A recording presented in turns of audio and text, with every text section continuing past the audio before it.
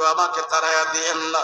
রাহমাতুল লিল আলামিন তারে বারবার যখন ধমকায়া দিল, যুবক মনে মনে ভাবলো, হায় রে, নবীজি যদি আমার জন্য এখন বদদোয়া করে তাইলে আল্লাহ সাথে সাথে আমার উপরে গজব নাজিল করে দিবে। আর যুবক পয়গম্বরের দরবারে থাকে নাই, নবীজির দরবার থেকে উঠে একটা দৌড় দিছে। দৌড় দিয়া বাড়িতে যায় নাই, হাট বাজারে যায় নাই। যুবক আল্লাহর রাসূলের দরবার থেকে দৌড় দিছে, দৌড়া পাহাড়ের উপরে চলে গেছে। খাওয়া নাই, দাওয়া নাই, ঘুম নাই, নিদ্রা নাই, আরাম নাই, আয়েশ নাই, গোসল নাই। ওই পাহাড়ের উপরে উঠা শুধু কান্না কান্না কান্না করে আর আল্লাহর দরবারে হাত উঠে চিৎকার মেরে মেরে বলে, গো আল্লাহ, রসুল পর্যন্ত আমাকে তাড়াইয়া দিছে আমার পাপের কারণে। কই যাব? যাওয়ার তো আমার কোনো জায়গা নাই রে খোদা, আমি কই যাব? শয়তানের প্রবঞ্চনায় পড়ে আমি এত ভুল করে ফেলেছি, অন্যায় করে ফেলেছি, যাওয়ার তো আমার জায়গা নাই।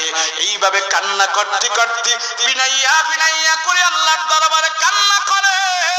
কাঁদতে কাঁদতে চোখের পানি শেষ হয়ে গেছে, শুধু কান্না করে হ্যাংলা হয়ে গেছে, জীর্ণ শীর্ণ হয়ে গেছে। 40 দিন পর্যন্ত আল্লাহর দরবারে কান্না করেছে আর আল্লাহকে ডাক দিয়া বলে, মালিক, নবী পর্যন্ত আমাকে বিদায় করে দিছে, কই যাব? যাওয়ার তোমার কোনো জায়গা নাই। আল্লাহ, তুমি যদি আমারে বিদায় করে দাও আমি কোথায় যাব? যাওয়ার কোনো জায়গা নাই। মালিক, তুমি আমারে ক্ষমা করে দাও।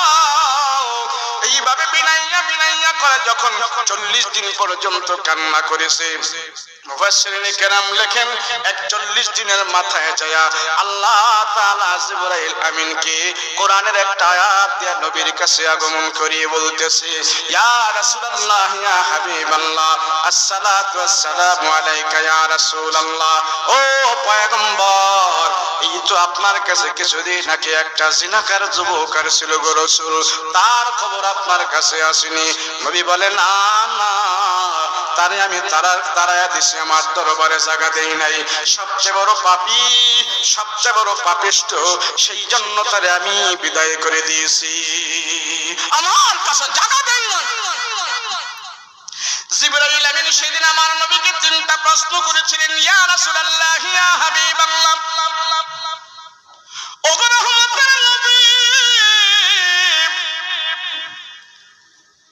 আপনার উম্মতের যে আল্লাহ কতগুলো বিশেষ সুবিধা দিয়েছে সেগুলি আপনি জানেননি।